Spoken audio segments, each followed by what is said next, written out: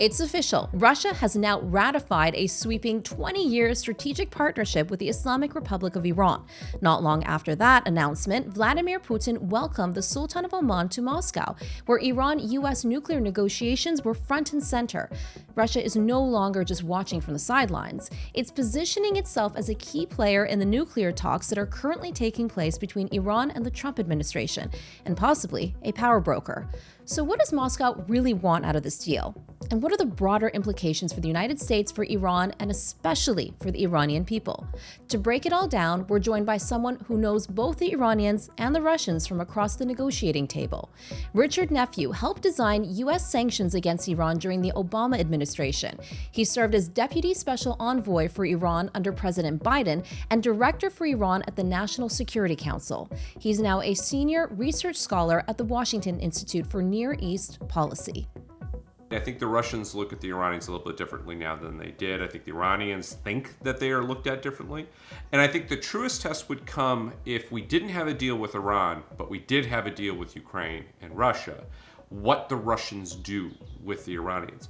It's my fear, it's my expectation almost, that if there was a deal between the United States, Ukraine, and Russia over Ukraine-related issues, that what you would see is that the Russians provide a lot of support and sanctions relief to the Iranians and actually buck them up strategically. I'm Negar Moshahedi, and this is Eye for Iran. Richard Nephew, thank you so much for joining us on Eye for Iran. Thanks very much for having me. Looking forward to it. It's a pleasure. You've worked on the Iran file under Obama, under Biden. Based on what we know so far, how would you assess where the nuclear talks stand today with President Trump? And would you be doing anything differently if you were still at the negotiating table? In fact, I can even take it further than that. I started working as a civil servant under George W. Bush. So I go back a little ways and have seen a variety of different ways of doing this. I mean, look, I think the big concept of having a set of indirect talks that eventually should lead to direct talks that allow you to set framework terms and then start having technical engagement, all of those are pretty consistent with what you would imagine any nuclear negotiation would involve. And I think, the fact that the person running this for the United States right now has a close personal relationship with the president, that's incredibly useful. And frankly, I think any administration would be delighted to have that. I think in the past we had, people who may not have had the personal connection, but definitely had the respect, people like Bill Burns or Wendy Sherman of people who are, in the White House. So incredibly useful. I think the big distinction of what I see thus far, and perhaps it's the reason why the technical talks were delayed, is we haven't yet really seen a pretty clear sense of consistency or attention to detail on the technical side.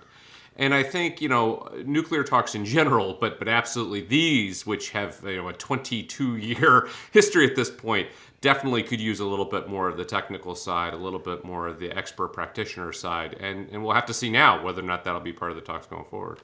Yeah, that's an interesting point. There's a lot of confusion on whether it's enrichment or Libya-style full dismantlement. Now, as someone who helped build the sanctions against Iran, what are the key elements that need to be in place for any new deal to not only truly work, but actually last? Well, I think the biggest thing, and this is the thing the Iranians have been looking for, and I think it's also part of the U.S. approach here too, is guarantees for performance going forward. And I think, for the Iranians, this is obviously a very serious issue because the United States did withdraw in the past. The reality is, as U.S. reports document, the Iranians didn't cheat. The Iranians were completing their side of the bargain. They were implementing the JCPOA fully when the United States decided to withdraw.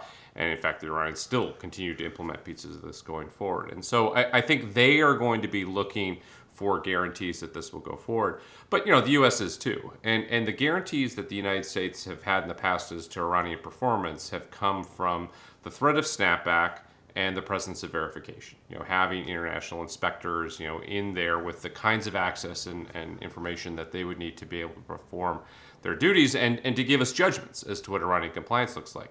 That job is harder now than it was in the past. There's a lot less that is known about Iran's current centrifuge production activities than was known at the time. There are more hidden sites. There are more storage locations. We don't know the location of those, in terms of centrifuge components and similar. And obviously, the Iranians also have been making some progress on the weaponization front, as has been described by what's come out of public U.S. reporting and similar.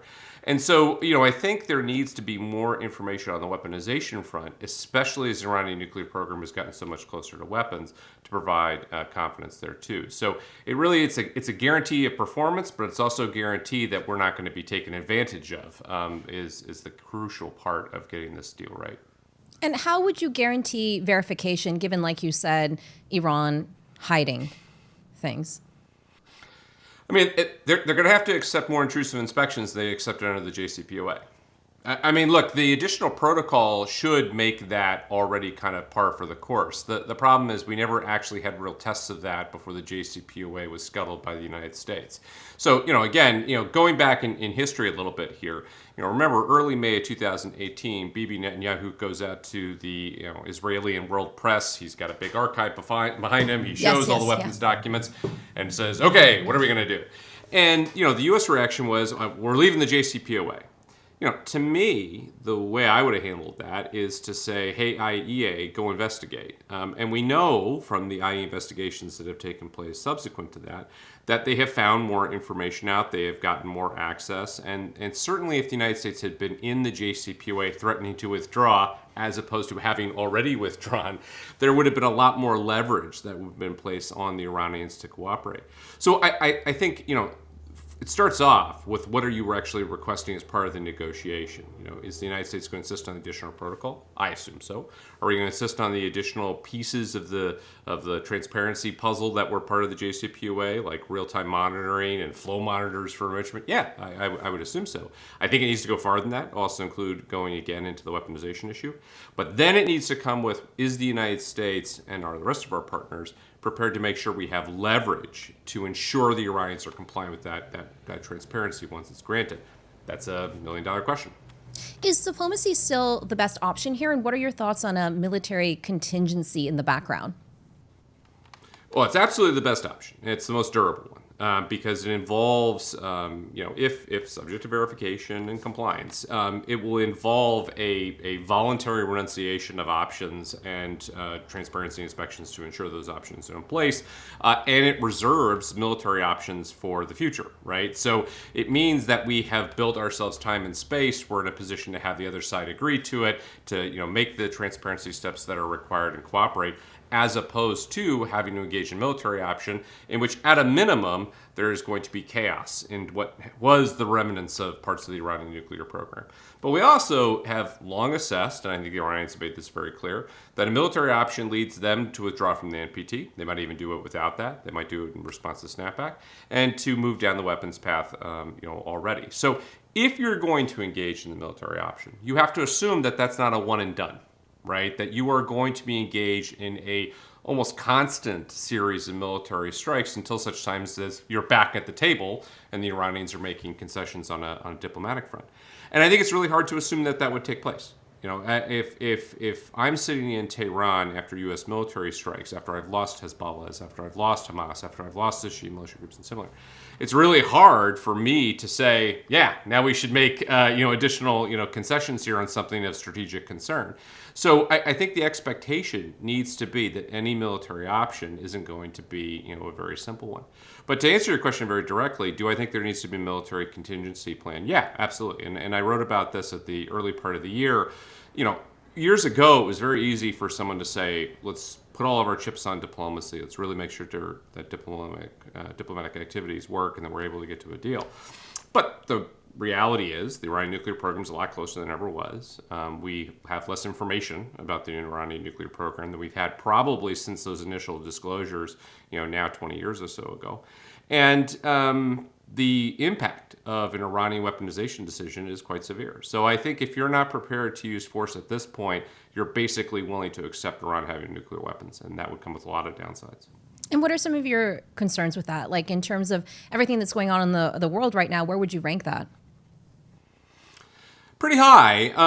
It's more of, at this point, a problem in potentia. And I could be accused of bias just simply because I've also worked on the Iranian issue for the best part of my adult life. So, feel free to say, yeah, okay, you would say that. But, when we think about the regional and global implications of an Iranian nuclear weapon, I don't think we can understate them. Globally, it would be the first state that was in compliance, notionally, with the NPT, or certainly implementing parts of the NPT, and possess nuclear weapons. That's a big deal, right? And the fundamental concept of the NPT is you join, you don't get nuclear weapons, you get nuclear cooperation, everyone can feel comfortable about you.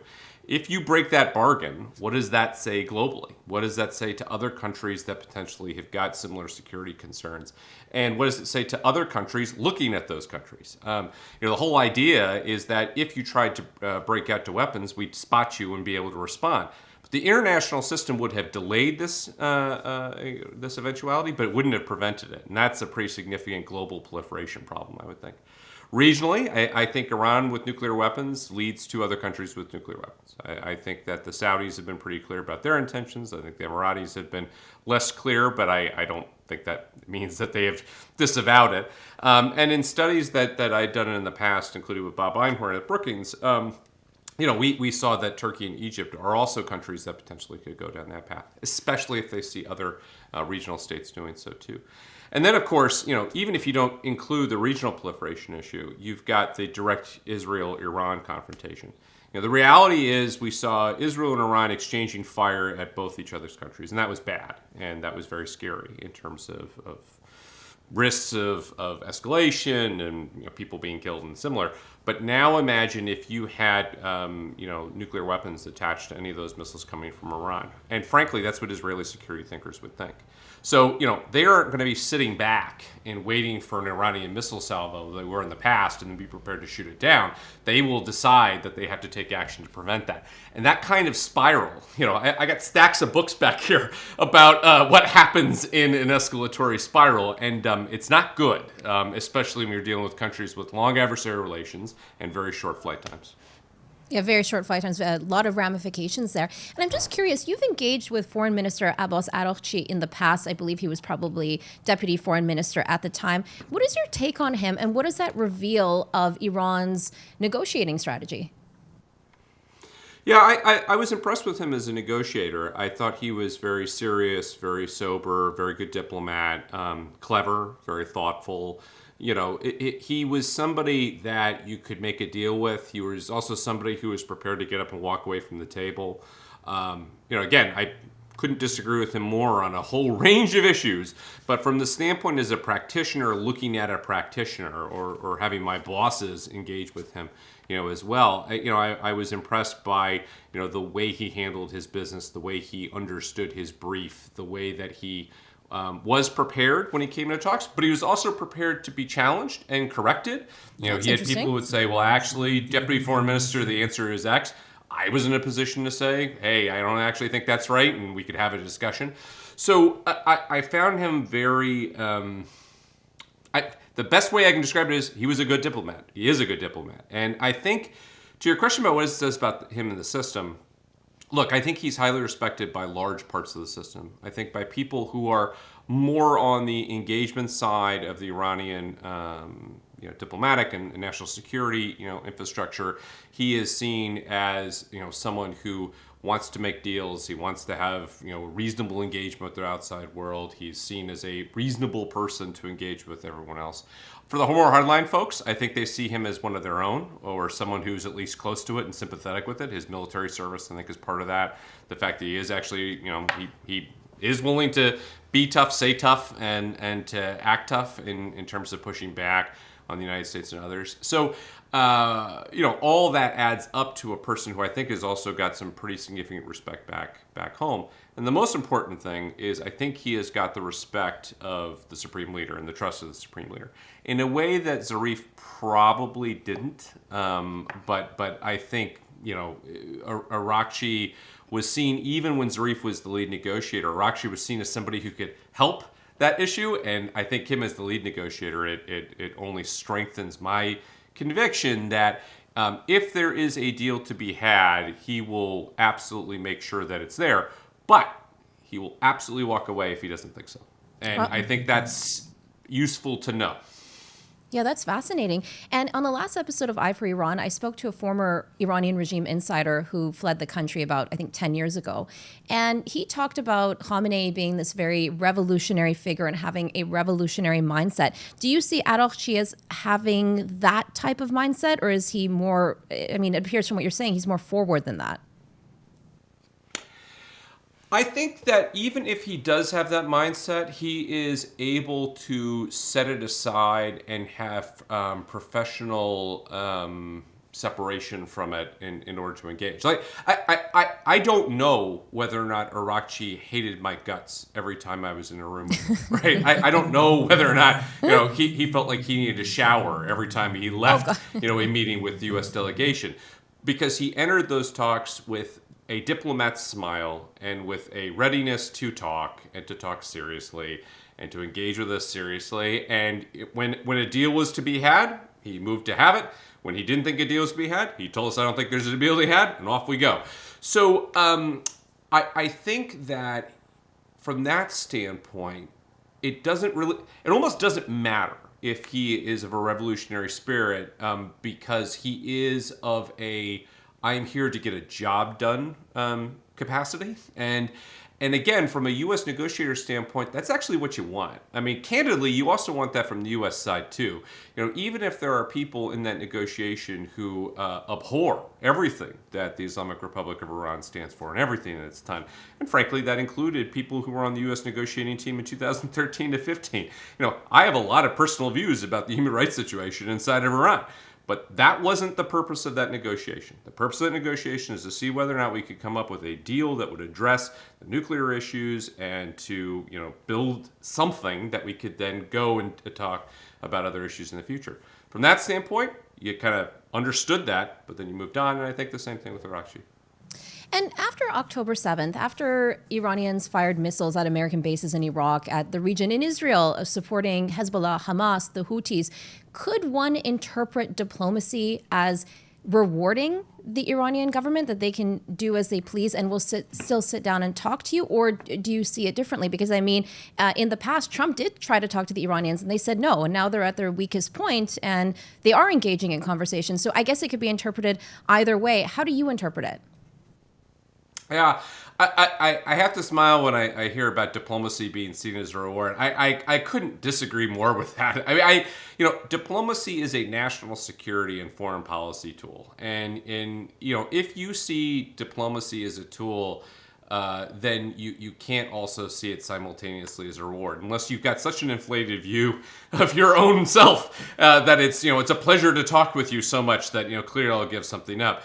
I think the one exception to that could be, countries that don't have robust international presences, like, for instance, North Korea. And I think, Trump's decision to talk with the North Koreans at the time, it could be construed by the North Koreans as being recognition of the state and similar. And you can make similar arguments about terrorist groups and similar.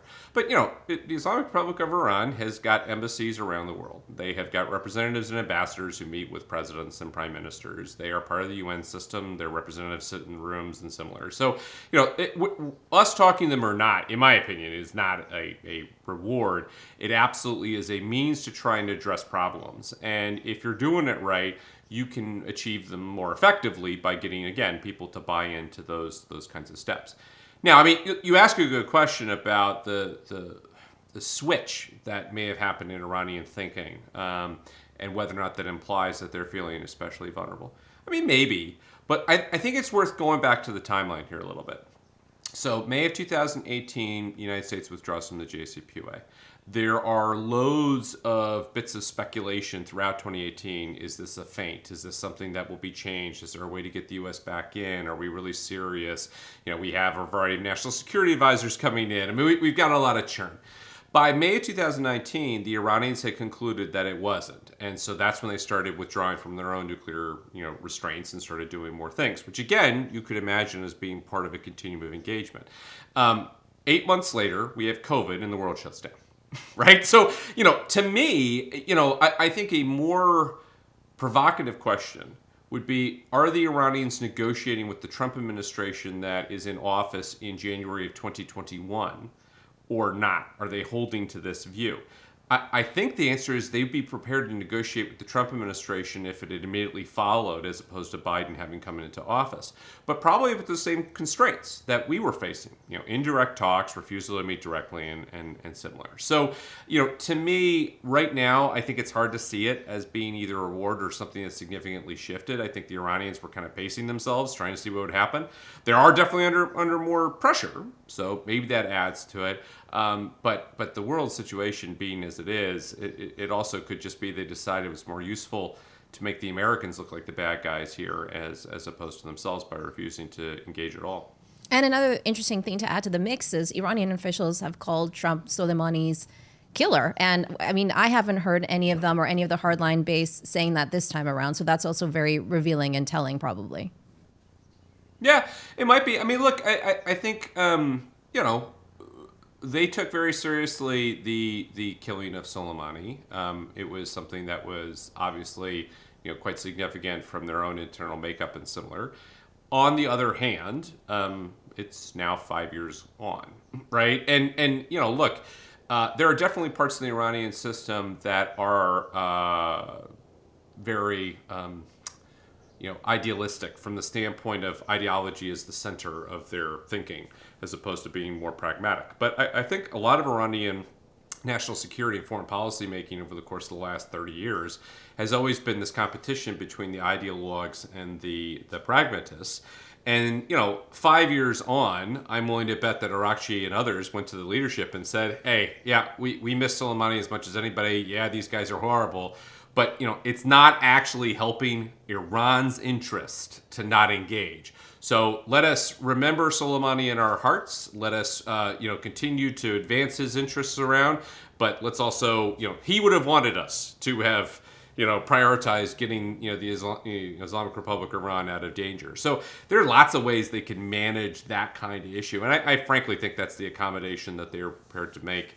Especially after time had passed, and they know that they're going to be dealing with the Trump administration for the next 4 years, and that shouldn't be minimized either. It's one thing to try and put your head in your sand, for a year. It's a lot harder to put your head in the sand for 4. Yeah, definitely. That's a great point. And a lot of American officials who are hawkish towards Iran and some Israeli officials as well have repeatedly said Iran is at its weakest point. We must take advantage of this moment. What does that actually mean? What does that translate to, take advantage of this moment? Does that mean coming up with a good deal, or does that mean something more drastic? Well, it certainly could be both, right? Look, I think if you are thinking about their strategic position, I think it's absolutely the case that Iran is as weak strategically as they have been in an incredibly long time. Their economy is in bad repair.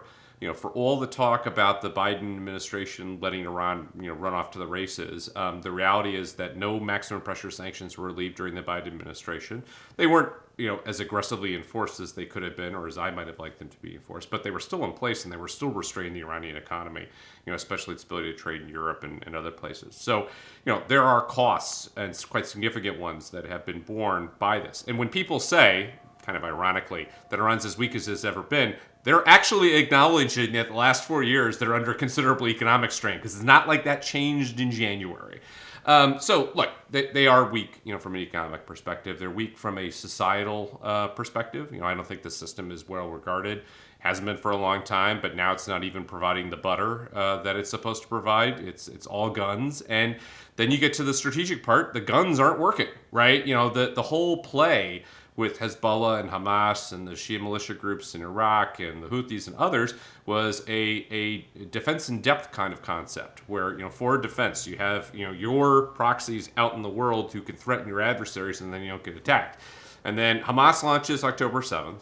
Hezbollah both supports that, but then, obviously the Israelis respond with the pager attack and with the attacks that they, launched against Hezbollah, essentially defanged Hezbollah to a considerable degree right now. Syria collapses, which is somewhat related, to what happened with Hezbollah as well.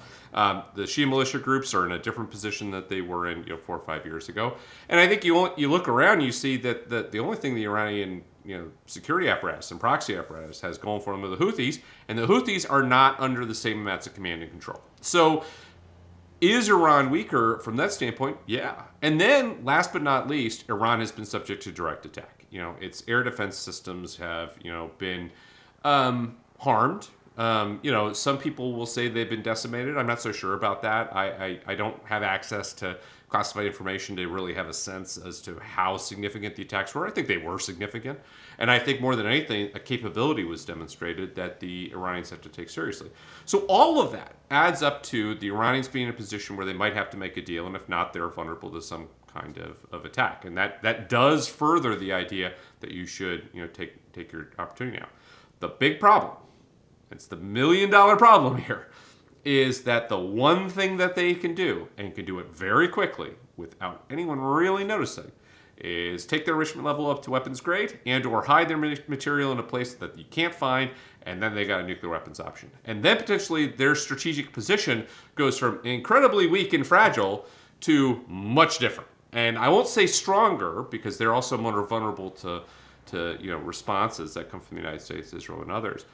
But it's different. And it's different in a way that if you're an Iranian strategic thinker might be quite attractive. Now, let's bring Russia into the mix. This 20-year strategic agreement between Tehran and Moscow, how significant is it? And in terms of timing, right kind of in the middle of these talks or negotiations, what does it suggest? So, I kind of, at one point became known inside the U.S. government of every time one of these things came out, I would say, I'll take the talking points and we'll just dust them off again, right? I poo-pooed, a lot of this talk of these strategic relationships that they have with the Russians or the Chinese, and 20-year agreements and 10-year MOUs and all these things. And look, for a lot of that, I think that was right, to be honest. I mean, there was a lot of MOUs, there was a lot of big talk, but you didn't see a whole heck of a lot. If you're thinking about meaningful demonstrations of Russian investment in Iran, you're basically talking about the S-300s, you're talking about Bushehr, and you're talking about, the common relationship that they had with Syria. That's, basically. Yeah, you could point out a couple of things, but that's basically what we had. And what did the Russians do with those things? They used them against the United States, right? And they used them as diplomatic engagement with the United States. So, when they wanted to get something out of us, they pulled back on their cooperation with Bushehr. They agreed not to supply the S-300s. Nice leverage, right? Exactly. And so when they wanted to poke us, they moved forward with those things. And to me, I think for the longest time, the Iranians understood they were in a transactional relationship with the Russians, but not actually with the Russians, Russia and Iran, but it was Russia with us affecting Iran. That's why the Security Council resolutions were adopted. So I think the real question at this point is, has that changed as a result of the war in Ukraine and the collapse of Assad? My opinion is it has. I think the Russians look at the Iranians now in a different light. I think that they see that Syria is now going to be a problem for them. They aren't going to have the same kind of access that they used to have. They don't like that. They want to have some kind of access to the region. That's why they wanted to base planes out of Iran as part of the counter-ISIS mission and supporting Syria in the past. I think they want to have that kind of relationship. And then on top of that, the Iranians did help them out significantly in the war against Ukraine. So to my mind, I think the Russians look at the Iranians a little bit differently now than they did. I think the Iranians think that they are looked at differently. And I think the truest test would come if we didn't have a deal with Iran, but we did have a deal with Ukraine and Russia, what the Russians do with the Iranians. It's my fear, it's my expectation almost, that if there was a deal between the United States, Ukraine, and Russia over Ukraine-related issues, that what you would see is that the Russians provide a lot of support and sanctions relief to the Iranians and actually buck them up strategically. So one of the things that I've been advising people who are looking at the Ukraine situation, yes, it's very important getting a ceasefire, getting a reasonable deal in Ukraine, hugely important. But be careful about what happens with sanctions relief afforded to the Russians, because you might find that it finds its way into Iran, potentially to your detriment on your broader strategic approach. Wow, so it's gone from a transactional relationship to more of a full-fledged alliance, and it seems like the Russians can use Iran more to their advantage now. And would you say that puts the U.S. in a weaker position then? I think it puts us in a weaker position if you feel like you need the Russians to sort out the Iranians, or if you think that the Russians can provide significant benefits to the Iranians. I think Russian military gear has appropriately gotten a bad reputation after the last experience of Ukraine. I think The level of support the Russians could provide the Iranian military is just different now, and I don't think it's as well regarded as it might have been, or feared as it might have been. There is certainly an awful lot the Russians can provide the Iranians in terms of missiles and missile developments. And, what if the Russians and the Iranians really do cement this and the Iranians test nuclear weapons? In the past, every new nuclear weapon, test has been greeted with a UN Security Council resolution condemning it and saying we shouldn't do these sorts of things. Do we think that that would happen now? I don't. I actually think the Chinese could potentially abstain on that, but I think the Russians would try and block any kind of decision to go after the Iranians here. And what that means is a fracturing of the international norms against proliferation, but it also means that there could be sheltering of the Iranians from the consequences of that. Now, does that equal the Russians having a willingness to deploy troops or to back up the Iranians and that kind of thing? Frankly, I don't think they have the capacity to do that. So I think there are limits to how much the Russians can help the Iranians, but I think it is different now than it used to be, and that might potentially lead to new technological advances inside of Iran, a little bit greater sense of security, and ability to weather sanctions. That again is a different factor than we've had to contend with. How would you then characterize the relationship between the United States and Russia under Donald Trump, which I would assume is different than under Biden, given Trump's relationship with Putin? Look, I think he's trying to make it much more positive. I think when they're exchanging portraits of one another, that's a sign of a different thing. I don't think Joe Biden was going to be doing that or was going to get a portrait from Putin. So look, I think the Trump view has long been that the United States and Russia should get along. He doesn't understand why they don't get along. They ought to get along. This should not be a problem.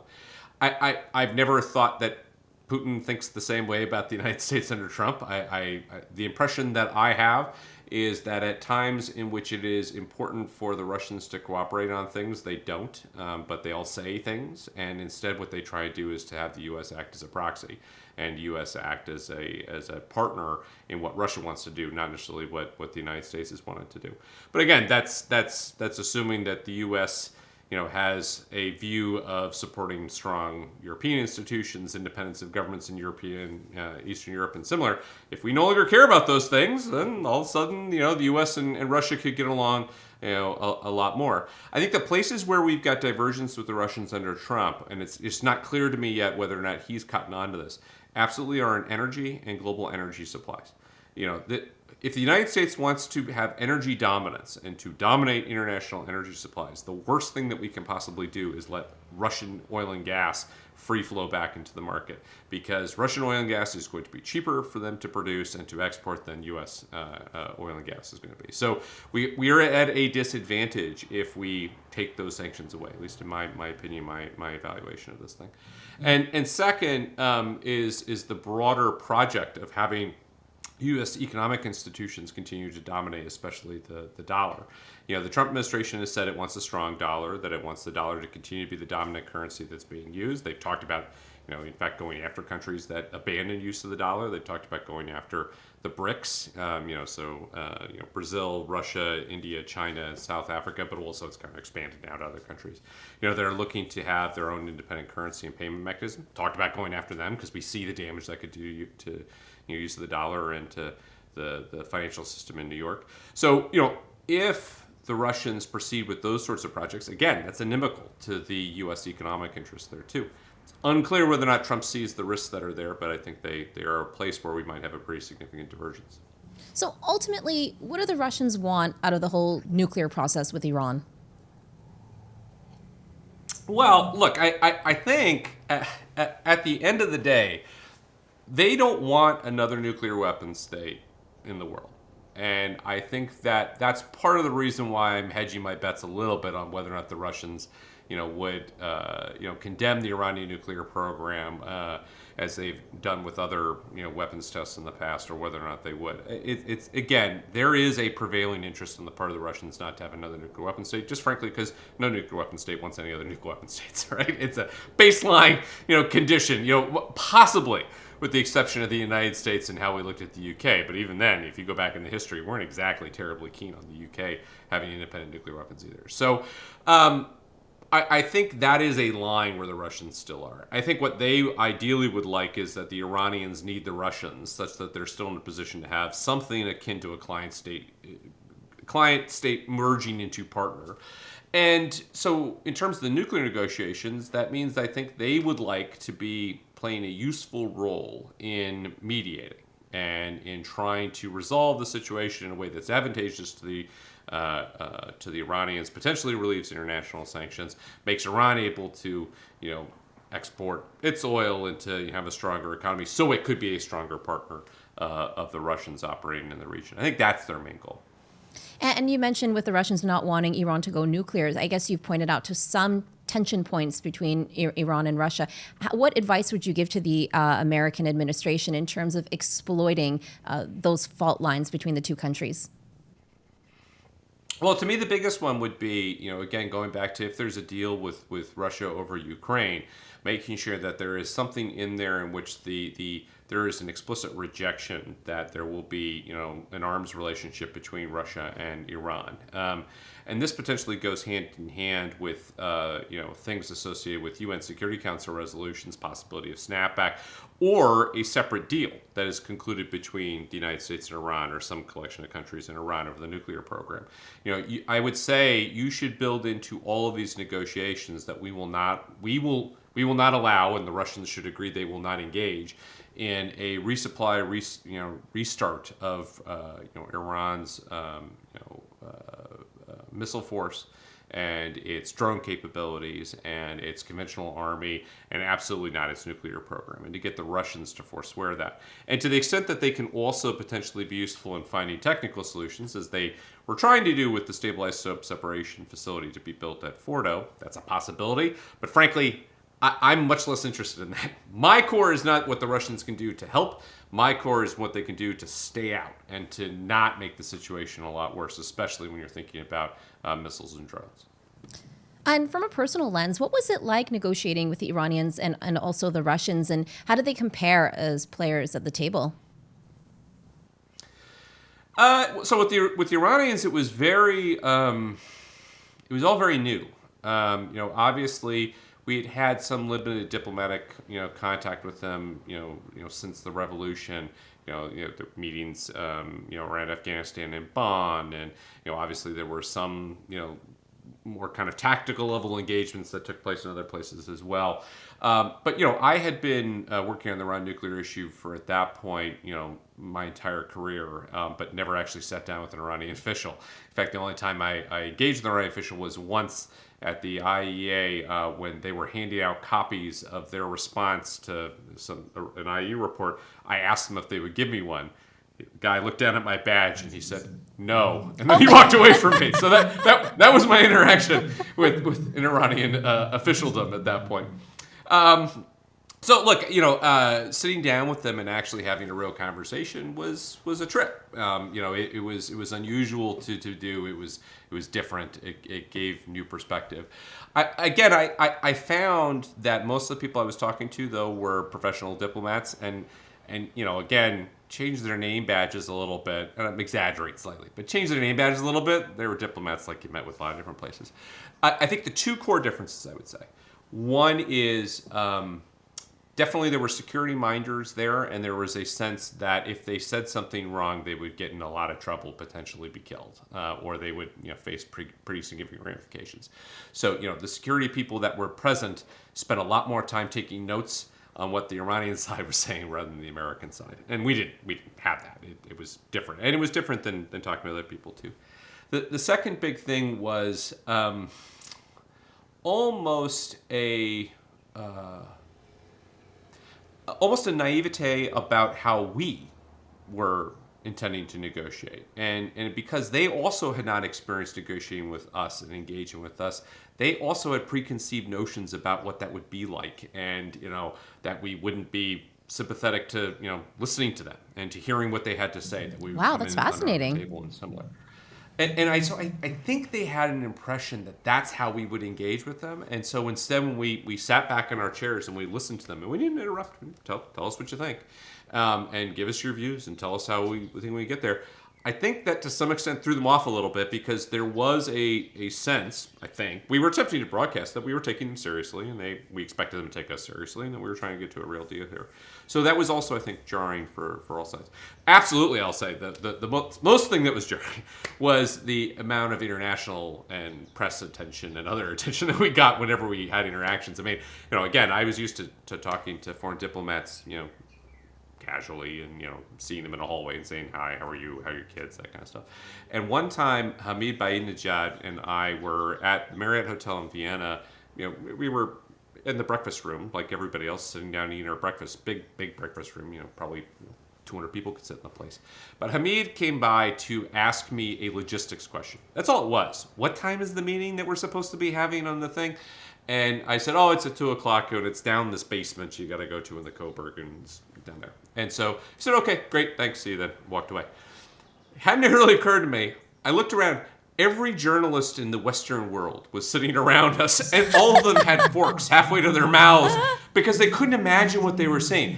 And it reminded me in that moment how profoundly different it was that we were having normal human interactions with the Iranians. It didn't change how tough we were going to negotiate with them, but that was different, and it really was different than what we had with other folks. So, yeah. And that point that you brought up about how the Iranians didn't know how to perceive the Americans, I've never even thought about it from that angle before. And I just wanted to ask, Russia and China in 2006 backed UN sanctions against Iran, Resolution 1737. Do you ever envision a scenario of that happening again? And I ask that because Iran's foreign minister, Abbas Araghchi, is in China this week. And I think the answer is no. You have a big no on your face. Yeah, the answer is no. Yeah, I think...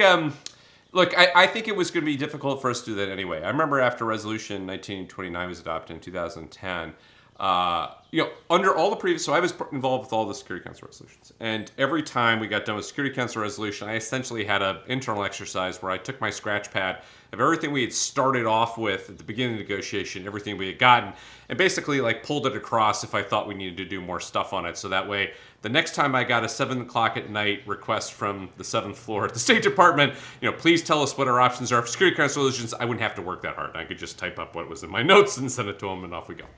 And so I did that exercise as I did, and I was talking to Bill Burns, and I said, so, do you want a memo or something like that? He said, we're never going to get another Security Council resolution on Iran, so don't bother. And I kind of thought he was being pessimistic, actually, at the time, because I said, come on, we did all this work and all this stuff, and the Iranians are going to say no. But obviously he was right. And I think it was because we had hit a lot of high water marks in terms of what was there, but also he was seeing that I wasn't seeing how split apart the UN process was going to be. And that absolutely is the case after Libya. I think the Security Council resolutions against Libya were seen by certainly Russia, and I think also China, as being abused by the United States and by our partners to go after Gaddafi. And I think when you take that as kind of a seed problem, and then you run it through the filter of everything that's happened in the last 14 years, after that, it's just really hard for me to see us ever getting back together, which is why the snapback decision is so important. If you don't snap back UN sanctions, before the snapback expires in October, you're probably never going to get another Security Council resolution on Iran. It's why I'm so skeptical about one coming, after the weapons, if the Iranians were ever to test nuclear weapons. And I think, China's perspective on this, since you bring it up, China's perspective is a little bit different. I think they're still pretty transactional. I think they still want to kind of maintain relations with lots of different folks in the region. But, it's not like they were hugely enthusiastic about, Iran sanctions under the UN in the past. So, convincing them to come along with that now, especially with everything the United States has got going on in the U.S.-China relationship, I think it's pretty implausible. Now, moving on to Israel. Israel and the U.S. recently announced that they're on the same page when it comes to Iran. Should we take that as a sign of something significant or big to come, or is it more of the same? Because, we've repeatedly heard Trump and Netanyahu say Iran cannot have nuclear weapons. Iran cannot have nuclear weapons. But one thing that I haven't seen any reporters ask, and maybe they have, I haven't heard it, is that weaponization is the final kind of stage of the nuclear program. So does that mean that they're essentially saying they're okay with everything else that comes before it and the nuclear civilian program, or what does that mean? Is it a big deal? What was announced this week or not? So the smart aleck in me, has the view of, yeah, they're on the same page, but that page might not have a lot of text, right? It can just say at the top, Iran can't have nuclear weapons, and that's all there Which is is on what the we've been page. hearing over and over again. Yeah. Exactly. So, look, I think we've got two problems here. One, we don't actually know what same page means and what were the dimensions of same page. It could be that there's a detailed understanding about what we'll do and when. If we see the Iranians start to break out, defined by following terms, then we will, engage. Again, I would say they're already literally in the middle of breakout, so we're seeing breakout. So I'm not really sure what you would do to describe what that looks like. I mean, maybe it is if we get a report saying the Iranians are loading uranium on trucks, or that they've are preparing for weapons tests. I don't know, but I think it is hard at this point to understand what is the common understanding about when things have gone too far, because we are seeing so many different views coming out of the United States about what the negotiations ought to involve. If that same page had the Libya option as our preferred course, then that same page has already been ripped in half. I mean, you could do a lot of, you could make a lot of hay out of the word preferred course and say it was our preferred course, but we haven't done it. But let's be honest, I think what the Israelis mean when they say that is that's what we're going to do. And you'd be hard pressed to say that is currently the U.S. position. If that's Bibi's position, then we're already not on the same page. My expectation is that there is general agreement that if we cannot get to a reasonable outcome, that we will be prepared to either ourselves use military force or to support Israel in using military force. And that's what same page means. But in that lies a whole heap of difference as to what a reasonable deal looks like, how long that process can go on, what we'll do, when we will do it, how we'll support them. And that's not unusual, to be clear. There have been many times where I would describe the U.S. and Israel as being also on the same page with regard to Iran. We had many conversations during the Obama administration in which even Obama and Netanyahu, who did not get along terribly well, agreed. We will not allow Iran to have nuclear weapons. We will attempt to use sanctions to pressure them into a deal. That deal needs to, meet the standards of preventing Iran from getting nuclear weapons. Those all sound like right words, but inside every one of those is a ton of variability. And I think that's what we're dealing with here. And just to conclude, the impact to the people of Iran, where does this leave them in the process for the people of Iran right now? Yeah, it's terrible for them in a variety of ways, right? Obviously, the sanctions campaign continues to do considerable damage to the economy of Iran. They are, still under threat of military attack, coming from the United States because of the actions of their rulers and the people who are, in many ways oppressing the Iranian people as well. So I think the Iranian people are in a bad place. They are facing a considerable amount of threat over which they don't have a considerable amount of control, and that's horrible. I think, an optimist could say that the outcome of this process, especially if it leads to Iran not possessing nuclear weapons, and there is a deal that allows for economic relief and sanctions relief and improvement in the economy and a real change for how Iran operates in the region, then that's a very optimistic, positive vision that potentially is there. So it may be very bad now, but it could be better. But I think we should all feel for the people of Iran right now, because they are in a position where they can't really influence their destiny, and they've got leadership that is, abusing them in many respects, and putting them right in the crosshairs of a lot of international concerns, whether or not that, frankly, is a nuclear issue or regional activities or similar. So, for me, and I say this as somebody who is involved in one of the architects of, however you want to describe it, the sanctions campaign. I never took pleasure at the idea of imposing significant sanctions on Iran and the effects that would have on the Iranian people. It's why we had humanitarian carve-outs and tried to make them work. It's never going to work perfectly. But the brutal reality is that the strategic conflict that exists between the United States and Iran has absolutely put people of Iran right in the center. And the best outcome for people of Iran is that there is no nuclear weapons program there. They're able to address this issue diplomatically and similar. And that there is eventually regime change inside of Iran.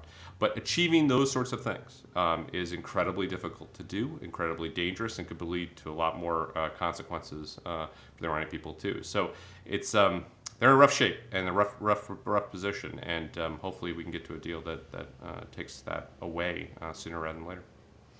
And you mentioned that you worked on Iran most of your adult life. What led you down that path, or was it something that sparked your interest in Iran? Can you speak Farsi, for example, or tell us more about that? I'm curious. So one of my many lamentable traits is that I'm terrible at languages in general, and Farsi would add to that list as well. You wouldn't want to hear my Spanish or my German, notwithstanding many years of study. Now, I've always been interested in Iran, as a country, studying in school and similar. But actually, I come to the topic through the functional side of things. Working on nuclear nonproliferation as my first job in government, and working on the Libya dismantlement. That was my first kind of real exposure to international issues. That put me on the Middle East team.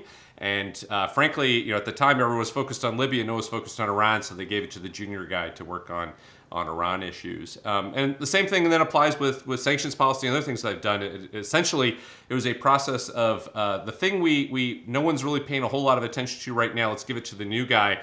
And then all of a sudden it became something a lot more interesting. That's right. So, to me, it's been incredible, actually, getting to learn about the people of Iran, getting to learn about the culture, learn about the history.